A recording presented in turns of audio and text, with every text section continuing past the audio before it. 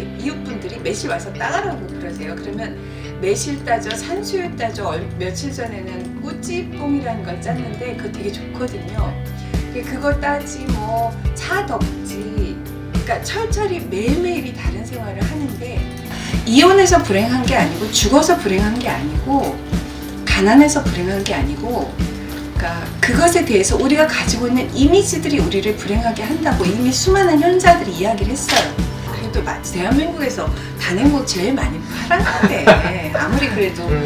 그러니까 저는 너무 감사한 게, 가끔 생각하면 이렇게 꿈만 같은 게, 제가 처음 데뷔할 때만 해도 작가란 무조건 가난한 거였어요. 그러니까 그거를 각오하지 않으면 글을 쓸 수가 없었는데, 제가 정말 제 작품 이름을 딴 법까지 있는 작가임에도 불구하고 맨날 이혼 얘기 쓰잖아요. 제가 이 책에도 썼지만 도대체 어떤 남성 작가의 이혼 경력을 쓰는 언론이 있어요? 이 이상의 차별이 어디 있어요?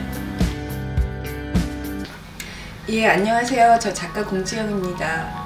제가 이번에 4년 만에 신작 산문집 그럼에도 불구하고를 가지고 여러분을 만나 뵙게 됐습니다. 반갑습니다.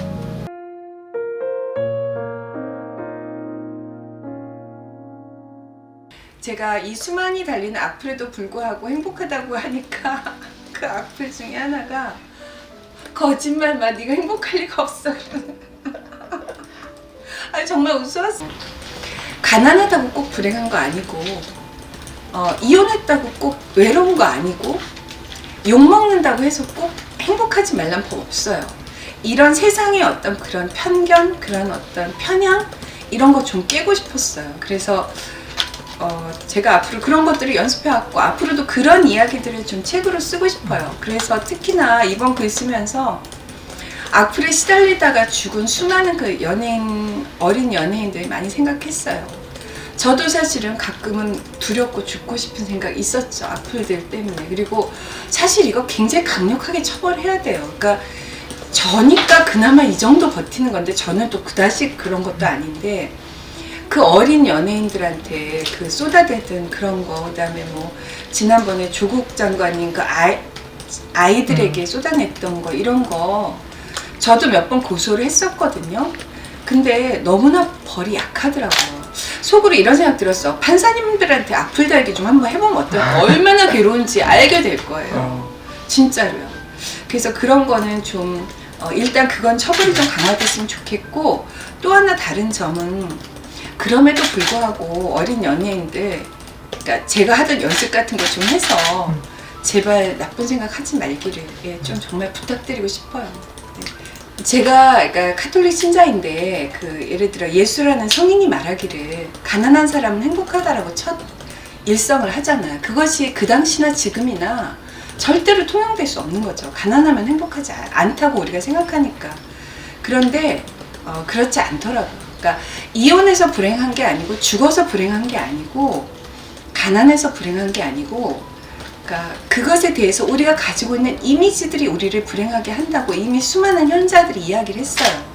그러니까 죽음도 삶의 한 부분이고, 병드는 것도 마찬가지고, 이런 것들을 어떻게 받아들이냐의 문제인데 사실 쉽지 않죠. 그런데 제가 연습했어요.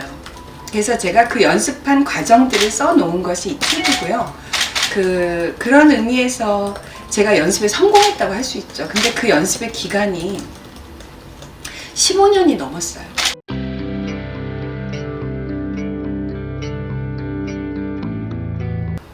요새 농사짓느라고 얼굴이 제 평생 이렇게 새카맣게 탄 게 처음인 것 같아요. 지금 온몸이 다 새카매요. 드러난 데가.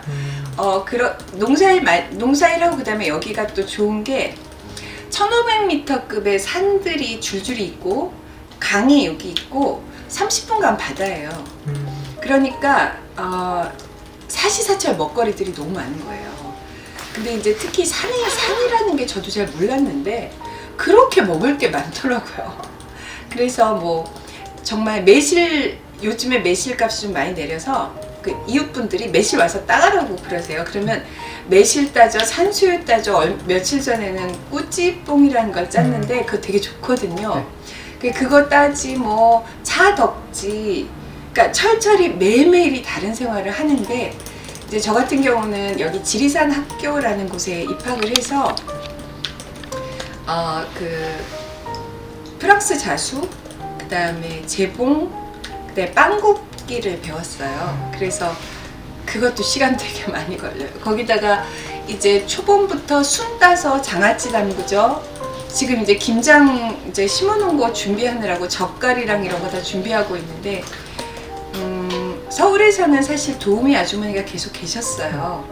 근데 제가 그런 거 하는 거 되게 좋아하거든요. 그래서 예전에는 살구 한 마리를, 그러니까 이웃집 할머니가 살구 조금만 살려고 그랬는데 저보고 2만 원에 이거 다 가져가라는 거예요. 그래서 유기농이기도 하고, 그래서 그거를 얼결에 받아와서 제가 잼을 한 독을 만들었어요.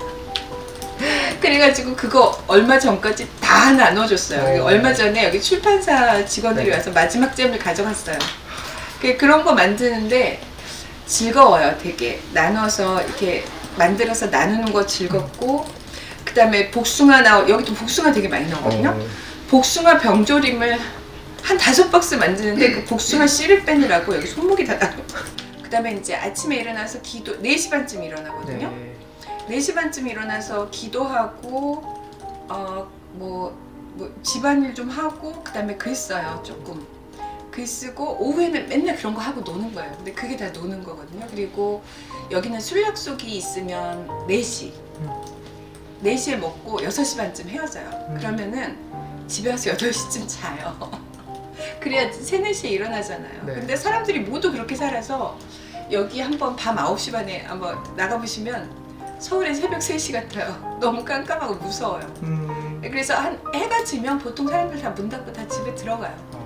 그래서 6시 반쯤에 술자리 끝내고, 그리고 이제 좀 할 일 하고 저녁 준비하고 자고, 이게 일과예요.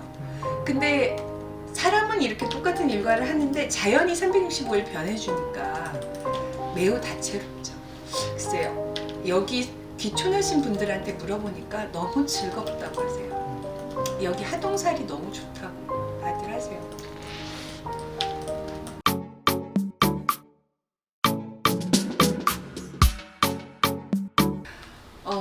아까도 말씀드렸지만 어렸을 때부터 외로움을 너무 심하게 탔었고, 또 제가 막내딸이라서 한 번도 혼자 있었던 적이 없어요. 그러니까 태어나자마자부터 집에 사람이 많았고 이렇게 됐고, 생각해 보니까 여기 와서 혼자 딱 있는데 이런 생각이 드는 거 있죠.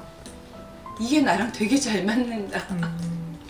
예, 근데 그래도 애들이 계속 있었죠. 그러니까 계속 혼자 있을 시간이 없었던 거예요. 그리고 나서 제가 혼자 있는 법을 점점 더 즐거워하면서, 내가 진작 나 자신과 이렇게 잘 지낸다는 걸 알았으면, 그리고 이걸 좀 연습했으면 내가 훨씬 더 인생에서 시행착오들을 좀 줄일 수 있었을 텐데 라는 후회 같은 게 좀 들더라고요. 특히나 이제 코로나 시대에 보니까 주변에 괴로워하시는 분들 되게 많아요. 뭐 더 이상 참을 수 없다 막 이런 분들 계시는데, 자기 자신이랑 이렇게 잘 지내는 법을 좀 개발하면 좋을 것 같아요. 그런데 그 중에 제일 또 중요한 거는요, 주거 환경을 좀 단순하고 깔끔하게 하는 게 굉장히 중요해요. 뭐 지금 우리나라 대도시에서 우리 젊은 친구들 그 고시원 같은 데 사는 거 생각하면 제가 너무 가슴 아파서 이런 말 하는 게 사치일 수 있지만, 이제 코로나 시대에 정말 재택근무도 좀 있고 이러니까 좀 과감하게 약간 외곽으로 나가서, 혹은 이곳에서요, 제가 하동에 내려와서 봤는데 여기도 꽤 젊은 분들 계시거든요. 의외로 일자리가 있어요. 그리고 여기가 서울의 생활비의 3분의 2가 안 들어요. 집세 빼고가 그렇게 안 들고요. 요새 그 전국 택배 시대라서 오늘 주문하면 내일 오거든요. 그리고 요새 귀촌하신 분들 많아서 너무나 맛있는 빵집, 너무나 맛있는 커피집, 뭐 심지어 저 여기 와서 되게 놀랐는데 서울보다 더 큰 포목점도 있어요. 그분도 귀촌하셔갖고 그냥 자기 꿈으로 린넨만 파는 전문점을 그냥 차리신 거예요. 그러니까 그런 분들 되게 주변에, 그리고 그분들이 강습도 이렇게 아주 저렴하게 하셔서, 저 재봉 강습 같은 경우도 한 달에 5만 원 그냥 계속 받았거든요. 네. 그 다음에 뭐 도자기 구우시는 분, 뭐 이런 분들 많으시고, 그 다음에 여기가 이제 산물이 많아서 차 딸 때, 매실 딸 때, 하우스 재배 이런 거에 그 일용직이 굉장히 많이 필요한가 봐요. 그래서 제 후배들 보니까 그 차공장 같은데 봄날에는 완전히 같이 술을 못 마실 정도로 다 차공장에 가서 일용 노동직 하고 그러거든요. 그 자기가 마음먹기 따라서 사실 얼마든지 일자리는 만들어낼 수 있는 거고, 그런 의미에서 젊은 친구들 너무 도시의 공무원 생활 좀만, 그러니까 뭐 그게 되면 좋겠지만, 근데 뭐 저희 아이들부터 안 내려와요.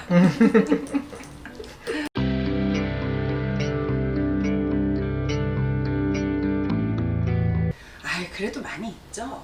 그래도 대한민국에서 단행복 제일 많이 팔았는데 아무리 그래도 그러니까 저는 그 너무 감사한 게 가끔 생각하면 이렇게 꿈만 같은 게, 제가 처음 데뷔할 때만 해도 작가란 무조건 가난한 거였어요. 그러니까 그거를 각오하지 않으면 글을 쓸 수가 없었는데, 우리나라가 88 올림픽 이후로 문화비 지출과 이게 소득이 확 올라가면서 갑자기 책이라는 것이 막 100만 부까지 막 팔리는 베스트셀러들이, 초대형 베스트셀러들이 나오는 나라가 된 거잖아요. 그러니까 제가 딱 그 수혜자죠. 그리고 내가 평생을 직장 출근 안 하고 내가 정말 뭐 중간에 뭐 잃어버렸다 하더라도 제가 그 어쨌든 돈 걱정 없이 이렇게 글을 쓸 수 있다는 것이, 이 행운을 누가 누리겠어요. 이 세상에 선진국 포함해서 온갖 작가들 중에 몇 명이 이걸 누리겠어요. 근데 저는 그 사람들 중에 하나니까 생각만 하면 정말 꿈만 같고 진짜 너무 감사하죠. 그 이상 뭘 바라겠어요. 거기다가 또 뭐 심지어는 제가 무슨 꼭 욕도 많이 먹었지만 정말 그 도가니 아이들 나중에 건강하게 여러 정말 사람들이 도움 주신 거 뭐 이런 것들, 도가니법이라는 네. 정말 사실 그 아직까지 작품 이름 딴 법은 그게 유일할 거예요, 우리나라에. 그러니까 그런 영광도 누렸고, 지금 데뷔 벌써 33년째예요. 네, 누가 이런 행운을 누리겠어요. 그리고 저는 또 심지어 아직도 젊잖아요.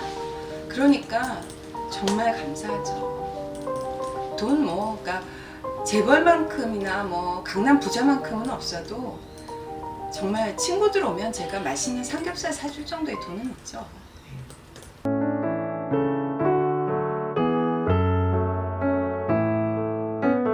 언론이 가장 큰 문제죠. 언론이 그 저랑, 제가 대한민국에서 아까도 말씀드렸지만 이제 대하소설 시리즈물 빼고 단행본을 가장 많이 판 작가고, 제가 정말 제 이름을, 제 작품 이름을 딴 법까지 있는 작가임에도 불구하고 맨날 이혼 얘기 쓰잖아요. 그 제가 이 소설, 이 책에도 썼지만 도대체 어떤 남성 작가의 이혼 경력을 쓰는 언론이 있어요? 이 이상의 차별이 어디 있어요? 그러니까 무슨 요즘 세상에 이제 그러니까 이제 뭐 또 3번 이혼이 뭐 가장 큰 뭐 이런 언론관 참 진짜 구태의연, 그러니까 진짜 뭐 나쁘다 좋다를 떠나서 너무 촌스러운 것 같아. 그러니까 전에 프랑스에 가서 한번 인터뷰하는데, 제가 이제 한국의 보수적인 사회에서 3번 이혼한 여자로서 뭐 어쩌죠 이런 얘기를 하니까 나중에 독자 질문이 그러더라고요. 한국에 아직도 그런 게 문제가 돼요. 그래서 네, 신문에 나와요. 예, 그럴 정도로, 그러니까 그런 차별이 가장 크고요. 다른 거는 제가 문단이라는 곳에 잘 안 있어봐갖고 모르겠는데, 저희 때도 성차별이 있었고 성희롱이 있었고 성추행이 있었지만 최소한 남자들이 대놓고 여자들을 비하하면 혹시 자기가 지식인이 아닐까봐 굉장히 조심하는 분위기는 있었던 것 같아요. 난 요즘에 그 일베류들이랑 보면 진짜 어떻게 대놓고 저렇게 자기가 지식인이 아니란 얘기를 하는지 부끄러움이 없어요. 진짜 그게 난 너무 놀라운 너무 놀라웠어요. 그런 게